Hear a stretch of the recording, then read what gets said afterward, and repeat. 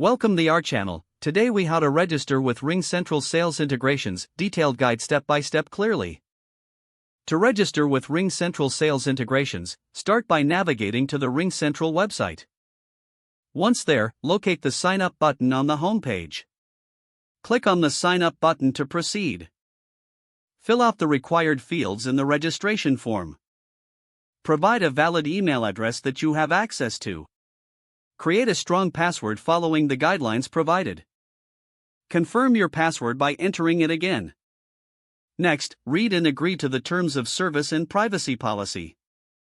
Click on the Create Account button to finalize your registration. Check your email for a verification message from RingCentral. Open the email and click on the verification link to activate your account. After verifying your email, return to the RingCentral login page.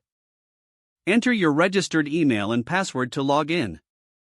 Once logged in, navigate to the Apps section from the dashboard. Search for the specific sales integration you wish to use. Click on the integration to learn more about its features. Follow the prompts to install or integrate the selected application.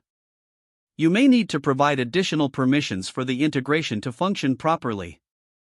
Complete any additional setup steps as directed by the integration's interface. Once the setup is complete, you should see the integration active in your account. You can now use the sales integration with your RingCentral services. If you encounter any issues, refer to the support section for assistance. You are now fully registered with RingCentral sales integrations and ready to enhance your sales workflow. If the page does not load, refresh the browser or try again in a private or incognito window. Make sure you are using the correct email address, then retype it carefully to avoid small typos. If your password is not accepted, use the reset option and create a new strong password you can remember. Check your spam folder for verification or security emails, then complete any requested confirmation steps. Enable two-factor authentication if available to improve account security and reduce unauthorized access risk.